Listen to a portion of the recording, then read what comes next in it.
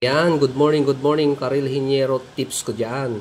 Today, ang ating episode naman ay magde-design tayo ng square footing. Okay, so meron na tayong PA is equal to 500 kN.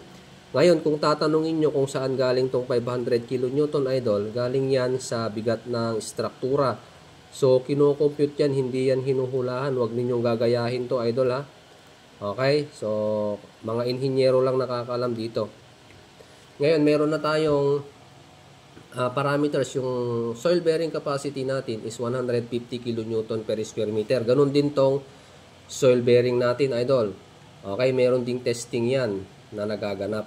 So, nag-assume lang ako ng 150 kN per square meter para maran lang natin tong computation. Okay, so ang minimum depth natin is 150 centimeters o di kaya 1.5 meters. So, ang hinahanap natin is yung thickness at saka yung base. And of course, kasama yung steel requirements, idol. Hindi yan mawawala. Okay, simulan na natin, mga idol. PA over SBC. So, ito na. 500 divided by 150 is equal to 3.33 square meter. Square root natin, idol, para makuha na natin itong base. So, ang base natin is 1.82 meters, say 2 meters. Okay? Ginawa ko ng 2 meters, idol, para whole number. Okay? Yan. So, kukunin naman natin yung thickness. So, ang ginawa ko, idol, nag-assume ako ng uplift reaction na 8%.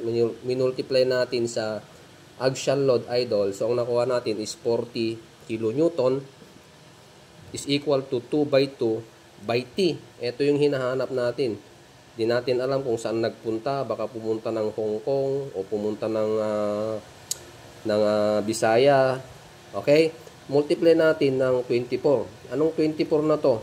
Ito yung unit density ng konkreto. Okay? So, equate lang natin tong equation na yan, makukuha na natin yung thickness na 0.41. Okay, punta naman tayo sa steel requirements. Formula, 0.002 times the gross area divided by the area of steel. Saan galing tong 0.002, idol? Galing yan sa NSCP. So, paano kunin yung gross area? Ang gross area, idol, ay yung dimension ng base na 2. I-multiply mo sa thickness, eto na, 0.82. Tapos, yung area ng steel, pi d squared divided by 4. Eto na. Ang ginamit nating bakal ay 16 mm.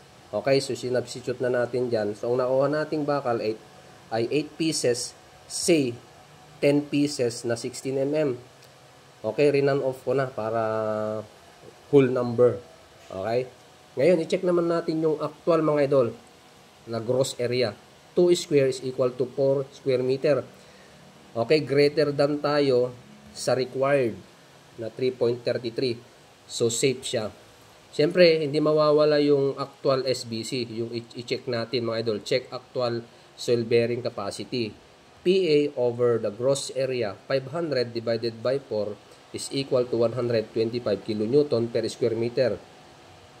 Less than tayo sa 150 na required. Ibig sabihin, safe tayo. Okay? Safe tayo, wag tayong lumagpas dito sa required. Yan ang sabi ni Karil Hiniero. Maraming salamat po at sana may natutunan na naman kayo. Ayan, mag-like kayo, mag-share, mag-comments kayo. Ayan, God bless po.